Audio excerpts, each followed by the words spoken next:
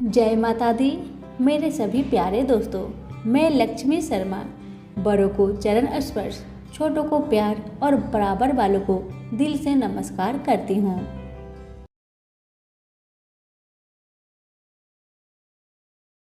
आज की वीडियो में आप सभी सुनेंगे सावन बृहस्पतिवार व्रत कथा। जो भी भक्त इनकी कथा को प्रेम पूर्वक सुनेगा उसकी सारी मनोकामना पूर्ण होगी। प्रेम से बोलिए बृहस्पति देव की जय। कथा को पूरा जरूर सुनिएगा। अगर अच्छी लगे तो दूसरों को शेयर करना ना भूले। प्राचीन समय की बात है। एक नगर में एक बड़ा व्यापारी रहता था। वह जहाजों में माल लादकर दूसरे देशों में भेजा करता था, परंतु उसकी पत्नी अत्यंत कंजूस थी। वह किसी को एक दमड़ी भी नहीं देनी चाहती थी। एक बार सेठ जब दूसरे देश व्यापार करने गया तो पीछे से बृहस्पति देव ने साधु का वेश में उसकी पत्नी से भिक्षा मांगी। व्यापारी की पत्नी बृहस्पति देव से बोली, हे साधु महाराज, मैं इस दान और पुण्य से तंग आ गई हूँ। आप कोई ऐसा उपाय बताए जिससे मेरा सारा धन नष्ट हो जाए और मैं आराम से रह सकूं। मैं यह धन लुटता हुआ नहीं देख सकती। बृहस्पति देव ने कहा, हे देवी, तुम बड़ी विचित्र हो। संतान और धन से कोई दुखी होता है? अगर अधिक धन है तो इसे शुभ कार्यों में लगाओ। कुंवारी कन्याओं का विवाह कराओ। विद्यालय और बाग बगीचों का निर्माण कराओ। ऐसे पुण्य कार्य करने से तुम्हारा लोक परलोक सार्थक हो सकता है।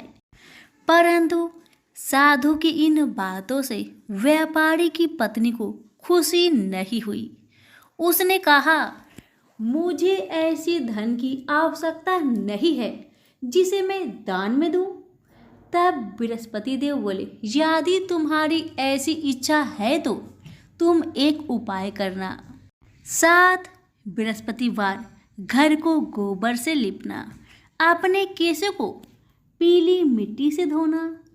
केशों को धोते समय स्नान करना। व्यापारी से हजामत बनाने को कहना।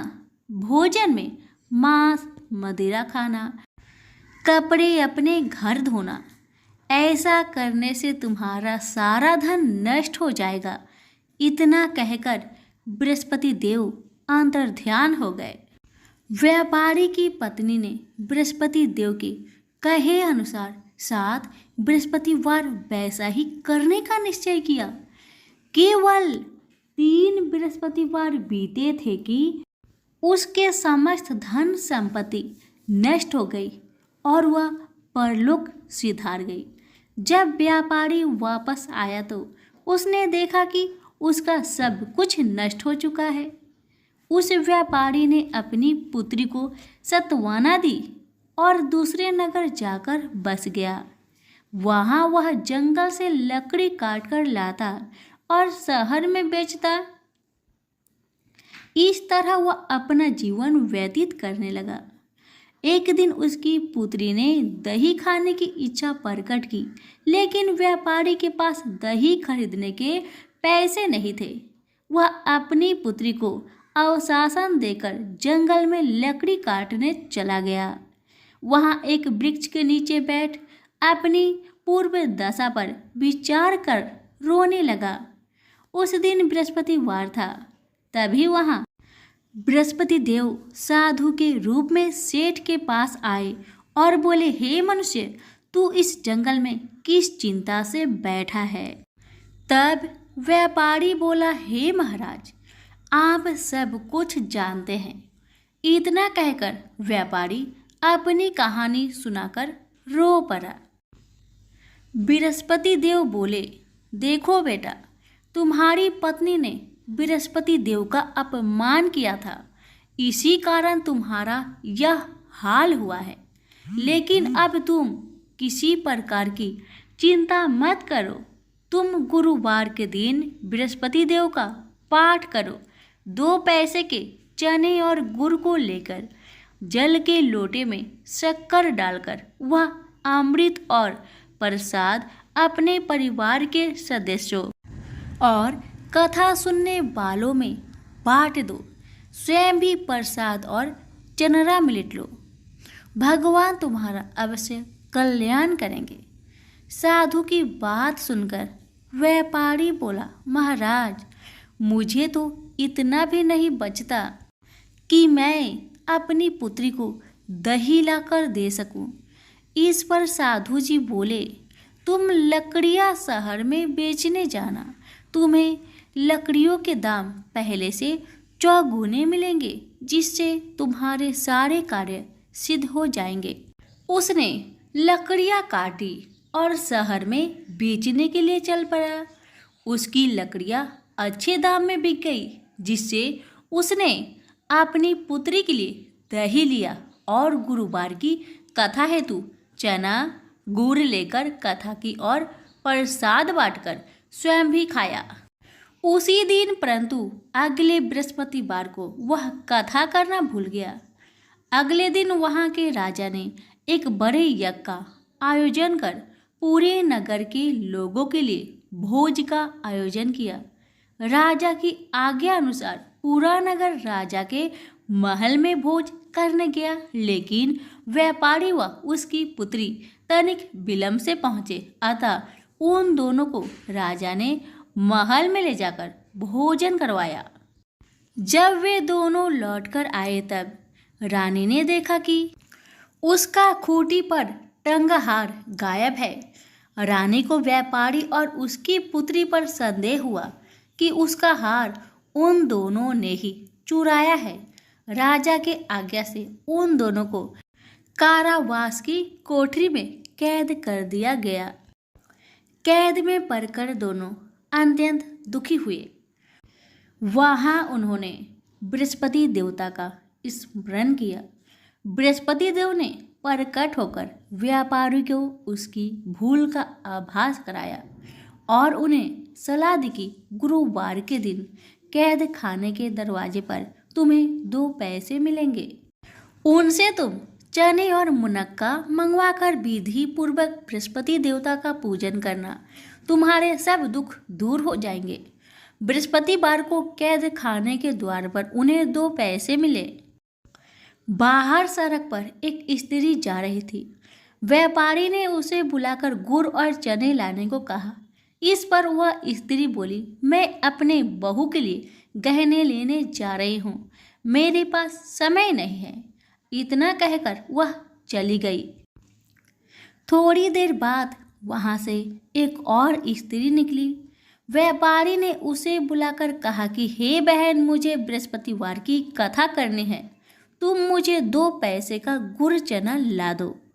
बृहस्पति देव का नाम सुनकर वह स्त्री बोली, भाई, मैं तुम्हें अभी गुड़ चना लाकर देती हूँ। मेरा इकलौता पुत्र मर गया है, मैं उसके लिए कफन लेने जा रही थी, लेकिन मैं पहले तुम्हारा काम करूँगी, उसके बाद अपने पुत्र के लिए कफन लाऊंगी। वह स्त्री बाजार से व्यापारी के लिए गुड़ चना ले आई और स्वयं भी बृहस्पति देव की कथा सुनी। कथा के समाप्त होने पर वह स्त्री कफन लेकर घर गई। घर पर लोग उसके पुत्र की लाश को राम नाम सत्य है कहते हुए शमशान ले जाने की तैयारी कर रहे थे। स्त्री बोली, मुझे अपने लड़के का मुख देख लेने दो। अपने पुत्र का मुख देखकर उस स्त्री ने उसके मुख में प्रसाद और चंद्रामृत डाला। प्रसाद और चंद्रामृत के प्रभाव से वह पुनः जीवित हो गया। उसी रात बृहस्पति देव राजा के सपने में आए और बोले, हे राजन, तूने जिस व्यापारी और उसके पुत्री को जेल में कैद कर रखा है वह बिल्कुल निर्दोष है। तुम्हारी रानी का हार वही खूंटी पर टांगा है। दिन निकलता तो राजा रानी ने हार खूंटी पर लटका हुआ पाया। राजा ने उस व्यापारी और उसकी पुत्री को रिहा कर दिया और उन्हें आधा राज्य देकर उसकी पुत्री का विवाह उच्च कुल में कराकर दहेज में हीरे जवाहरात दिए। सभी प्रेम से बोलिए बृहस्पति देव की जय हो। बहुत पहले की बात है। एक गांव में ऐसा गरीब धार्मिक ब्राह्मण रहता था जिसकी कोई संतान नहीं थी। वह रोज नहा धोकर मन से देवताओं की पूजा करते हुए संतान की मांग करता, लेकिन ब्राह्मण की पत्नी खूब आलसी थी। वह न स्नान करती थी और ना ही पूजा पाठ। पत्नी की इस आदत से ब्राह्मण दुखी रहता था। ब्राह्मण के धार्मिक गुणों से उसके घर में जल्द ही संतान के रूप में एक पुत्री ने जन्म लिया। उसकी पुत्री भी ब्राह्मण की तरह ही धार्मिक थी। जैसे जैसे वो बड़ी हो रही थी, पूजा पाठ में उसका मन भी उतना ही लगने लगा। वह हर रोज सुबह उठती, स्नान करती और भगवान विष्णु का ध्यान व जप करती थी। इससे ब्राह्मण के घर की गरीबी भी दूर होती गई। हर दिन पूजा पाठ करने के बाद वह पढ़ने के लिए स्कूल भी जाती थी। स्कूल जाते समय वह अपनी हाथों की मुट्ठिया में जौ भरकर स्कूल के रास्ते में गिराती थी। जब वह स्कूल से वापस घर के लिए आती तो गिराए गए जौ सोने में बदल जाते थे, जिन्हें उठाकर वह घर लेकर चली आती थी। तभी वहां आकर उसकी माँ ने कहा, बेटी, सोने की जौ को साफ करने के लिए सोने का सूप होना चाहिए। ब्राह्मण की बेटी को माँ की बात एकदम सही लगी।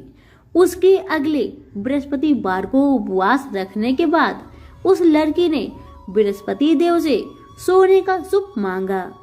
ब्राह्मण की बेटी हर बार पूरे विधि विधान से बृहस्पति देव की पूजा अर्चना करती थी। इससे प्रसन्न होकर भगवान उसकी सारी इच्छाएं भी पूरी कर देते थे। इसी तरह उन्होंने सोने के सूप वाली प्रार्थना को भी स्वीकार कर लिया। अगले दिन हर रोज की तरह ब्राह्मण की बेटी पूजा पाठ करके स्कूल गई और रास्ते में जौ के दाने बोते हुए गई। वापस आते समय जब वह जौ के दाने बीन रही थी तो उसे सोने का सूप भी मिल गया। सोने का सूप लेकर वह घर आई, जिससे उसने सोने की जौ को साफ किए। एक दिन इसी तरह ब्राह्मण की बेटी घर के बाहर बैठकर सोने की जौ को सोने के सूप से साफ कर रही थी। तभी उसके घर के सामने से एक राजकुमार गुजर रहा था। राजकुमार ब्राह्मण की बेटी को देखते ही उस पर मोहित हो गया। जब वह अपने महल पहुंचा तो ब्राह्मण की बेटी के मोह में उसने खाना पीना त्याग दिया। जब राजा को यह बात पता चला तो उसने राजकुमार से इसका कारण पूछा। राजकुमार ने अपने दिल का सारा हाल राजा को बताया। अगले ही दिन राजा अपने मंत्री के साथ ब्राह्मण के घर गया और ब्राह्मण के सामने उसकी बेटी का विवाह अपने राजकुमार से करवाने का प्रस्ताव रखा। राजा का प्रस्ताव सुनकर ब्राह्मण काफी खुश हो गया। उसने तुरंत ही विवाह करने के लिए हाँ कर दी। कुछ ही दिनों में राजकुमार और ब्राह्मण की बेटी की शादी हो गई। इधर ब्राह्मण की बेटी शादी के बाद अपने ससुराल चली गई। उधर ब्राह्मण फिर से गरीब होने लगा। उसके बुरे दिन दोबारा वापस आ गए। एक दिन ब्राह्मण अपनी बेटी से मिलने के लिए उसके ससुराल गया। पिता की हालत देखकर उसने बहुत सारा धन देकर ब्राह्मण को विदा किया। बेटी का दिया हुआ धन कुछ ही दिनों में खत्म हो गया और ब्राह्मण गरीब की वजह से परेशान हो गया। ब्राह्मण फिर से अपनी बेटी से मिलने के लिए महल गया और उसने बेटी को सारी समस्याएं बताई। अपने गरीब ब्राह्मण पिता की बात सुनकर उसकी बेटी ने कहा, पिताजी, कल आप माँ को लेकर मेरे पास आए। मैं उन्हें बृहस्पति देव के उपवास और पूजन की विधि बताऊंगी। इसे करने से सारी समस्याएं दूर हो जाएगी। ब्राह्मण ने ऐसा ही किया।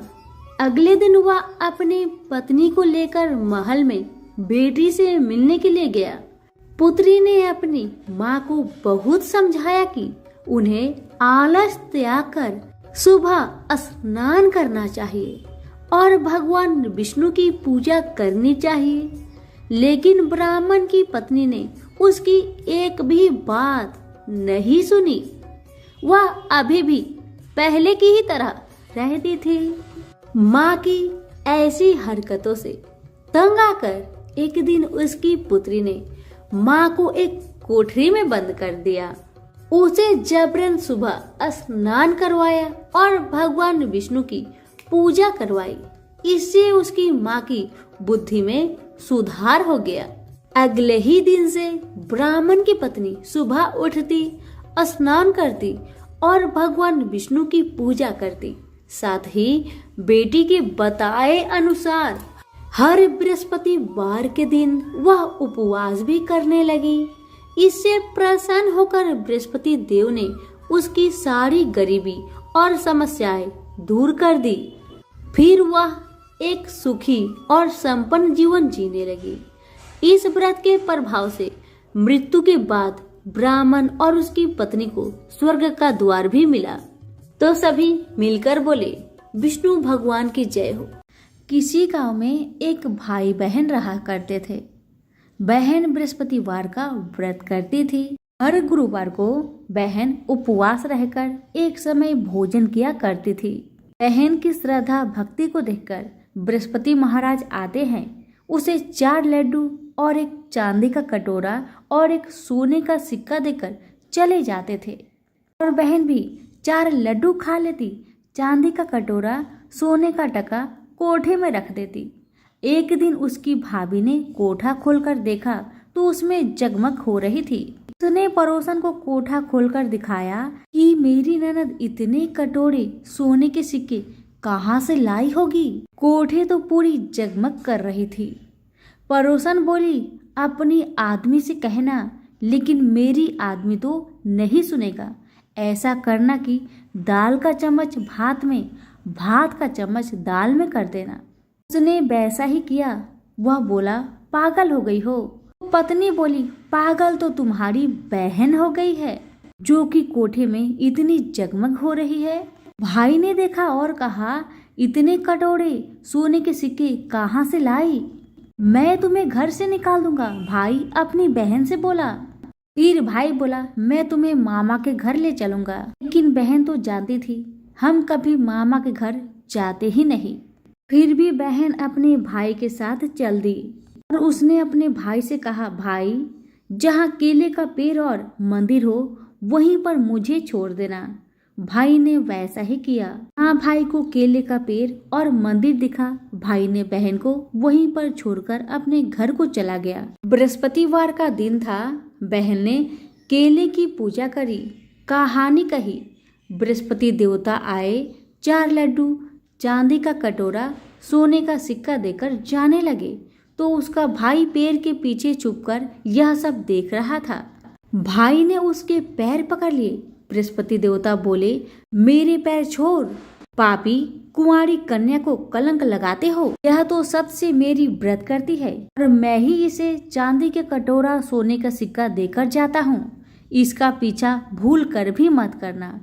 वह अपनी बहन को घर लाया और उसकी भाभी दरवाजे पर खड़ी थी। वह बोली, तुम इसे फिर से ले आए? उसने बोला, मेरी बहन से कुछ मत कहना। मेरी बहन तो बृहस्पतिवार का व्रत करती है, वही इसे देकर जाते हैं।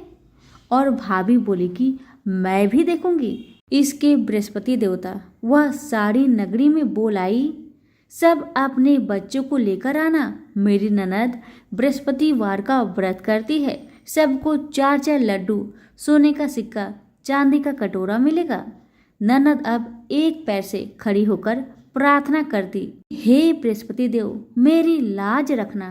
उसने 3 बार कहा और बृहस्पति देवता आए और सब बच्चों को 4-4 लड्डू, चांदी का कटोरा, सोने का सिक्का दिया और वहां से अंतर ध्यान हो गए।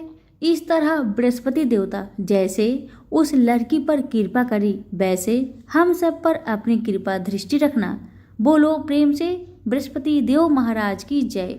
भारत वर्ष में एक प्रतापी और दानी राजा राज्य करता था। वह हर रोज गरीबों और ब्राह्मणों की हमेशा सहायता करता था। लेकिन यह बात उस राजा की पत्नी को थोड़ा भी नहीं भाता था कि उसका पति दिन रात दान ही देता रहता है। उसे थोड़ा भी अच्छा नहीं लगता था। रानी ने कभी भी कोई गरीबों को दान नहीं दिया था और ना ही भगवान का पूजन किया करती थी। यहाँ तक कि रानी राजा को भी दान देने से मना किया करती थी। एक दिन की बात है, राजा शिकार खेलने जंगल में चले गए और उस समय रानी महल में अकेली थी। उसी समय बृहस्पति देव साधु का भेष धारण करके राजा के महल में भिक्षा लेने गए। साधु महाराज ने रानी से भिक्षा मांगी, लेकिन रानी ने इनकार कर दिया और कहा, हे साधु महाराज, मैं तो इस दान पुण्य से बहुत तंग आ गई हूँ। मेरा पति तो सारा धन लुटाते रहता है। मेरी इच्छा बस यही है कि मेरा सारा धन नष्ट हो जाए। ना रहेगी धन और ना मेरे पति इन धनों को लुटा सकेंगे। ना रहेगी बांस और ना बजेगी बांसुरी। यही मेरी इच्छा है। रानी के बातों को सुनकर साधु महाराज बड़ा आश्चर्य में पड़ गए। उन्होंने कहा, देवी तुम तो बड़ी विचित्र हो। धन दौलत संतान तो सभी चाहते हैं। पुत्र और लक्ष्मी तो पापी के घर में भी होनी चाहिए। यदि तुम्हारे पास अधिक धन है तो भूखों को भोजन खिलाओ, प्यासे के लिए पियाओ बनवाओ, मुसाफिरों के लिए धर्मशालाएं खुलवाओ। जो निर्धन है अपनी कुंवारी कन्याओं का विवाह नहीं कर सकते, उनकी मदद करो, उनकी सहायता करो। ऐसे और अनेक काम हैं जिनके करने से तुम्हारा यश लोक परलोक में फैलेगा। परंतु रानी पर उपदेश का कोई प्रभाव न पड़ा। वह बोली, महाराज आप मुझे कुछ न समझाए। मैं ऐसा धन नहीं चाहती जो हर जगह लुटाती फिरूं, बांटती फिरूं। साधु महाराज ने उत्तर दिया। साधु महाराज ने कहा, यदि तुम्हारी ऐसी इच्छा है तो तुम्हारी इच्छा पूरी होगी। तुम ऐसा करना कि बृहस्पतिवार को घर को लीप कर पीली मिट्टी से अपना सिर को धोकर स्नान करना, भट्टी चढ़ाकर कपड़े धोना। ऐसा करने से तुम्हारा सारा धन नष्ट हो जाएगा। इतना कहकर वह साधु महाराज वहां से अंतर ध्यान हो गए। साधु महाराज ने जैसा कहा था, रानी ने बिल्कुल वैसा ही किया। केवल 3 बृहस्पतिवार ही बीते थे कि उसकी समस्त धन संपत्ति नष्ट हो गई। भोजन के लिए राजा का परिवार तरसने लगा। इसी तरह से बहुत कष्ट से समय बीतने लगा। तब एक दिन जाकर राजा ने रानी से बोला कि हे रानी, तुम यहीं रहो, मैं कहीं बाहर दूसरे देश में जाता हूँ, क्योंकि यहाँ पर सभी लोग मुझे पहचानते हैं। इसलिए मैं यहाँ पर कोई छोटा मोटा काम नहीं कर सकता। ऐसा कहकर राजा प्रदेश चला गया। वहां जाकर जंगल से लकड़ी काट कर लाता और शहर में बेचा करता था। इसी तरह से अपना जीवन व्यतीत करने लगा। इधर राजा के प्रदेश जाते ही रानी और दासी दोनों दुखी रहने लगे। एक बार जब रानी और दासी को 7 दिन तक बिना भोजन का रहना पड़ा था, तो रानी ने अपनी दासी से कहा, हे दासी, पास के ही नगर में मेरी बहना रहती है। वह बड़ी धनवान है। तू उसके पास जा और कुछ मांग कर लेकर आ, ताकि थोड़ा बहुत गुजर बसर हम दोनों का हो सके। रानी की बातें सुन दासी रानी की बहन के घर गई। जिस दिन दासी रानी की बहन के घर गई उस दिन गुरुवार का दिन था और रानी की बहन उस समय बृहस्पतिवार की व्रत कथा सुन रही थी। दासी ने रानी की बहन को अपनी रानी का संदेश दिया, मगर रानी की बड़ी बहन ने कोई उत्तर नहीं दिया। जब दासी को रानी की बहन से कोई उत्तर नहीं मिला तो बेचारी बहुत दुखी हुई और उसे क्रोध भी आया कि रानी की बहन ने उसे उत्तर नहीं दिया। लेकिन उदास मन से दासी रानी के पास चली आई और रानी को अपनी सारी बात कह सुनाई। यह सुनकर रानी ने अपने भाग्य को कोसा। उधर रानी की बहन ने सोचा कि मेरी बहन की दासी आई थी, परंतु मैं उससे नहीं बोली, इससे वह बहुत दुखी हुई होगी। यह सोचकर बेचारी कथा सुनकर और पूजन समाप्त करके वह अपनी बहन के घर आई और कहने लगी, ए बहन, मैं बृहस्पतिवार का व्रत कर रही थी। तुम्हारी दासी मेरे घर आई थी, परंतु जब तक कथा होती है तब तक ना तो उठते हैं और ना ही बोलते हैं, इसलिए मैं कुछ नहीं बोली। कहो दासी, क्यों आई थी?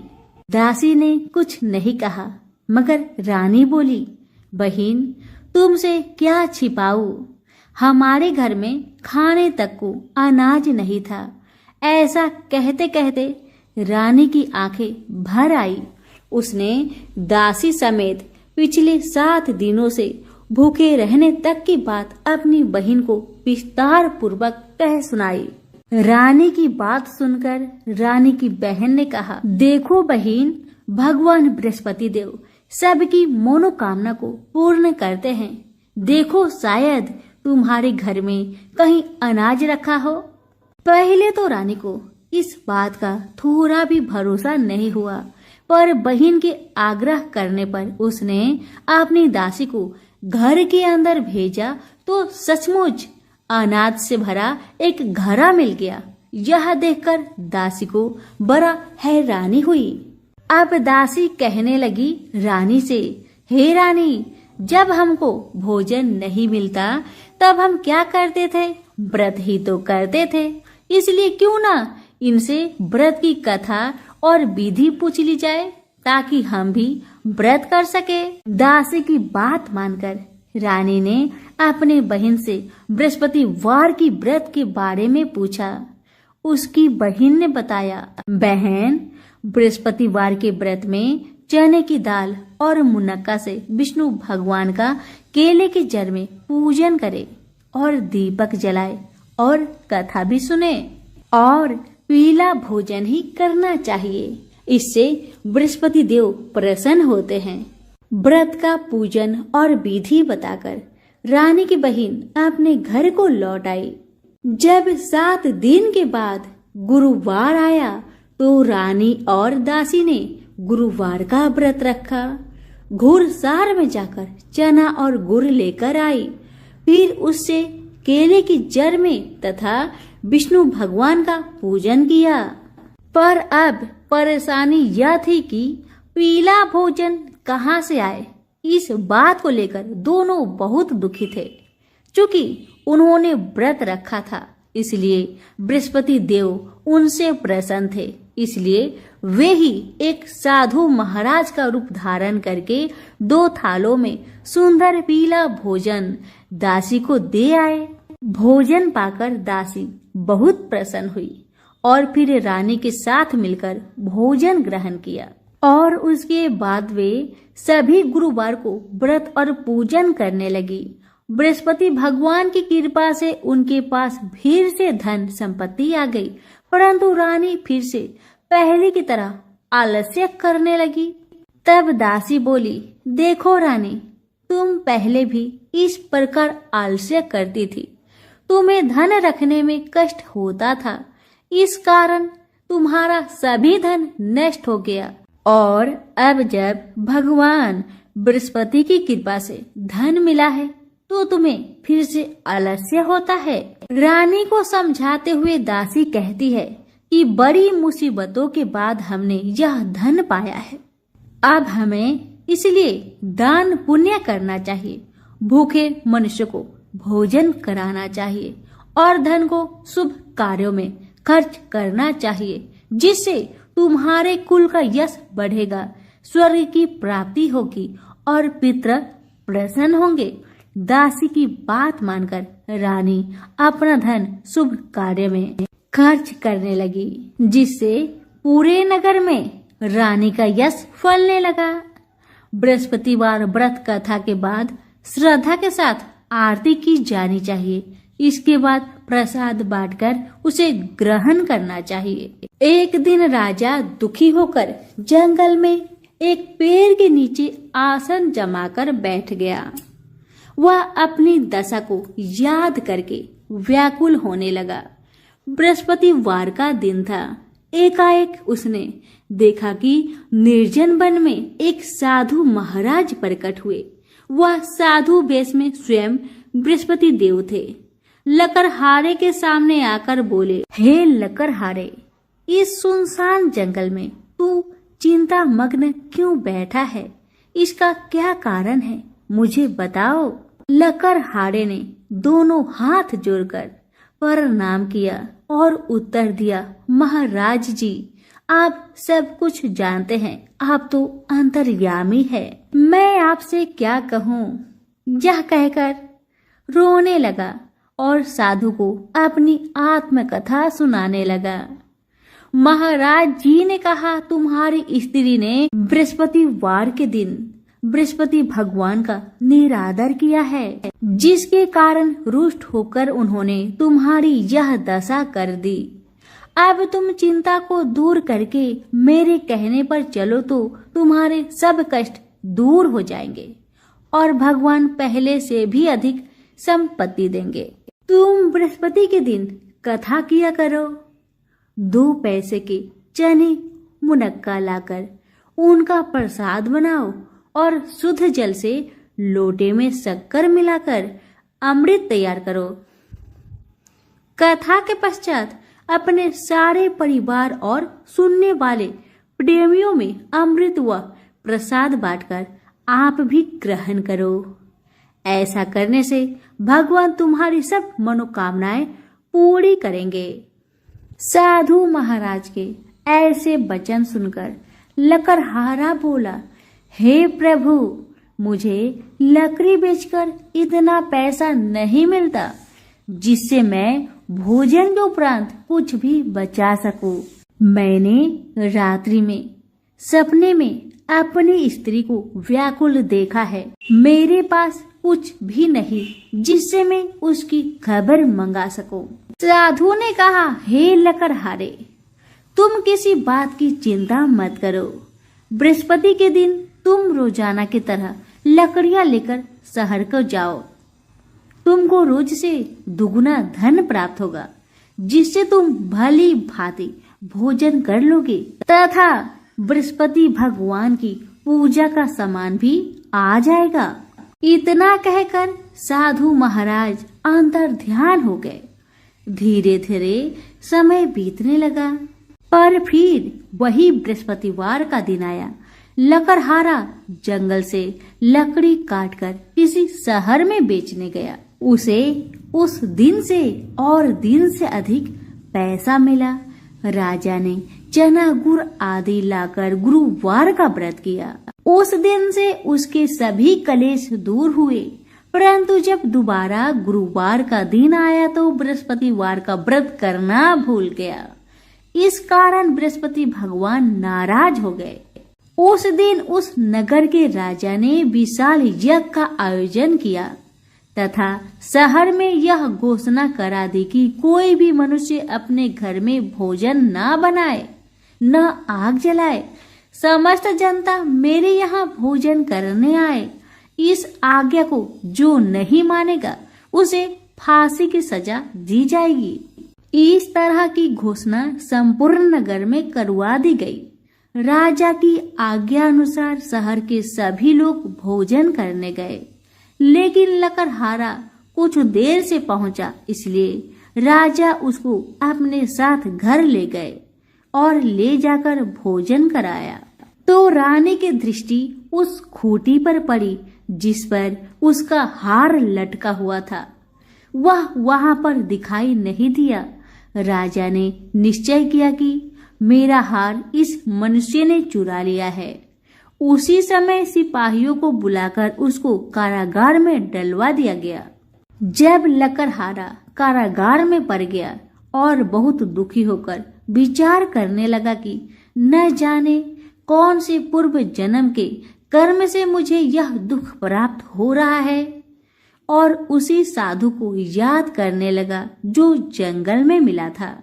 उसी समय तत्काल बृहस्पति देव साधु के रूप में प्रकट हुए और उसकी दशा को देखकर कहने लगे, अरे मूर्ख, तूने बृहस्पति देव की कथा नहीं करी, इस कारण तुझे दुख प्राप्त हुआ है।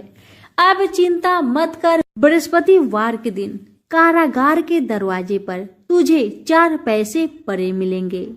उनसे तू बृहस्पति देव की पूजा करना, तेरे सभी कष्ट दूर हो जाएंगे। बृहस्पतिवार के दिन उसे 4 पैसे मिले, जैसे साधु महाराज ने बताया था। तब लकड़हारे ने उन पैसे से बृहस्पति देव की पूजन की और कथा कही। उसी रात्र को बृहस्पति देव ने उस नगर के राजा को सपने में कहा, हे राजा, तुमने जिस आदमी को कारागार में बंद कर दिया है वह निर्दोष है, वह राजा है, उसे छोड़ देना। रानी का हार उसी खूंटी पर लटका है, अगर तू ऐसा नहीं करेगा तो तेरा सारा राज्य को मैं नष्ट कर दूंगा। इस तरह रात्रि के सपनों को देखकर राजा प्रातःकाल उठा और खूंटी पर हार देखकर लकड़हारे को बुलाकर क्षमा मांगी तथा लकड़हारे को योग्य सुंदर वस्त्र आभूषण देकर विदा कर दिया। बृहस्पति देव की आज्ञा अनुसार लकड़हारा अपने नगर को चल दिया। राजा जब अपने नगर के निकट पहुंचा तो उसे बड़ा आश्चर्य हुआ। नगर में पहले से अधिक बाग, तालाब, कुएं तथा बहुत सी धर्मशाला, मंदिर बन गई है। राजा ने पूछा, यह किसका बाग और धर्मशाला है? तब नगर के सब लोग कहने लगे, यह सब रानी और बांदी के है। तो राजा बहुत आश्चर्य हुआ और गुस्सा भी आया, ये सोचकर कि इतना धन दौलत कहाँ से आया मेरी गैर हाजिरी में। जब रानी ने यह खबर सुना कि राजा आ रहे हैं तो उन्होंने बांदी से कहा कि हे दासी, देख, राजा हमको कितनी बुरी हालत में छोड़कर गए थे। हमारी ऐसी हालत देखकर वह लौट न जाए, इसलिए तू दरवाजे पर खड़ी हो जा। आज्ञा अनुसार दासी दरवाजे पर खड़ी हो गई। राजा आए तो दासी ने उन्हें अपने साथ लेकर आई। तब राजा ने क्रोध करके अपनी रानी से पूछा कि यह धन तुम्हें कैसे प्राप्त हुआ? तब उन्होंने कहा, हमें ये सब धन बृहस्पति देव के इस व्रत के प्रभाव से प्राप्त हुआ है। राजा ने निश्चय किया कि 7 रोज बाद तो सभी बृहस्पति देव का पूजन करते हैं, परंतु मैं प्रतिदिन में 3 बार कहानी तथा रोज व्रत किया करूंगा। अब हर समय राजा के दुपट्टे में चने की दाल बंधी रहती तथा दिन में 3 बार कहानी कहता। एक रोज राजा ने विचार किया कि चलो अपनी बहन के यहाँ हो आते हैं। इस तरह निश्चय कर राजा घोड़े पर सवार हो अपनी बहन के यहाँ को चलने लगा। मार्ग में उसने देखा कि कुछ आदमी एक मुर्दे को ले जा रहे थे। राजा ने उन्हें रोककर कहा, अरे भाइयों, मेरी बृहस्पति देव की कथा सुन लो। सभी लोग कहने लगे, हमारा तो आदमी मर गया है, तुमको अपनी कथा की पड़ी है। परंतु एक आदमी बोला, अच्छा तुम कहो, मैं तुम्हारी कथा सुनूंगा। राजा ने दाल निकाली और जब कथा आधी हुई थी कि मुर्दा हिलने लगा और जब कथा समाप्त हो गई तो राम राम करके मनुष्य उठकर खड़ा हो गया। आगे मार्ग में उसे एक किसान का खेत में हल चलाता मिला। राजा ने उसे देख और उससे बोला, अरे भाई, तुम मेरी बृहस्पतिवार की कथा सुन लो। किसान बोला, जब तक मैं तेरी कथा सुनूंगा तब तक 4 हड़ैया जोत लूंगा। जा अपनी कथा किसी और को सुनाना। इस तरह राजा आगे चलने लगा। राजा के हटते ही बैल पछाड़ खाकर गिर गए तथा किसान के पेट में बड़ी जोर का दर्द होने लगा। उस समय उस किसान की माँ अपने बेटे के लिए रोटी लेकर आई। उसने यह सब देखा तो अपने पुत्र से सब हाल पूछा, तो बेटे ने सभी हाल माँ को सुना दिया। अब तो बुढ़िया माई दौड़ी दौड़ी उस घोड़ सवार के पास गई और उनसे बोली कि मैं तेरी कथा सुनूंगी, तू अपनी कथा मेरी खेत पर चलकर कहना।